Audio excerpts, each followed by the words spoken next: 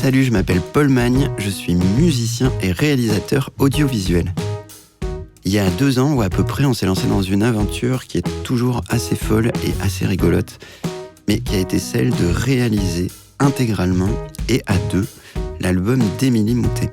Ça veut dire qu'on a non seulement enregistré, donc fait la prise de son, se placer les micros, chercher à savoir comment est-ce qu'on pouvait faire un joli son de chaque instrument, mais aussi, dans la réalisation, ça veut dire essayer de chercher tous les arrangements qui pourraient être au service de l'émotion.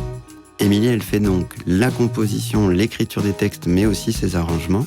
Et comme chaque artiste, de temps en temps, on a des doutes, parce que c'est hyper compliqué de pouvoir faire un process de A à Z. Et du coup, c'est là qu'on a essayé de partager en se disant « Ok, quelles sont tes couleurs, quelles sont tes idées et tes envies autour du morceau ?»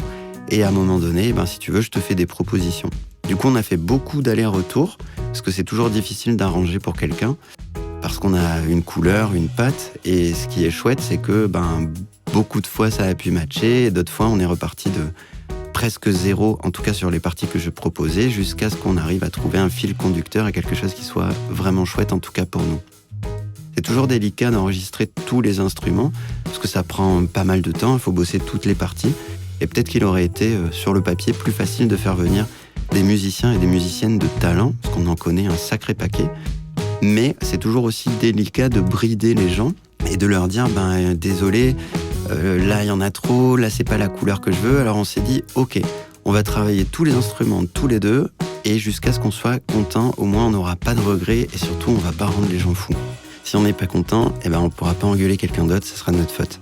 Du coup, on s'était mis une contrainte, c'était de faire en sorte que, avant de partir au mix, et pour être sûr que nos arrangements, en tout cas, correspondent à ce qu'on voulait, si on mettait tous les faders à zéro, avant de commencer à faire du mixage, à mettre des équalisations, des compressions et tout un tas de paramètres techniques du mixage, on s'est dit tous les faders à zéro et juste quelques panoramiques, il faut qu'on arrive à entendre notre morceau et qu'on arrive à entendre tous les instruments. Sinon, c'est qu'on n'avait pas fait les bons renversements d'accords et peut-être qu'il y avait trop de monde.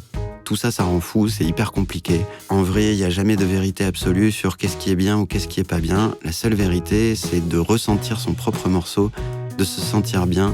Et au final, je crois que c'est ce qu'on a fini par trouver et être extrêmement content de pouvoir vous faire écouter tout ce qu'on a mis avec notre cœur. Allez, bonne écoute, ça sort bientôt. Ciao.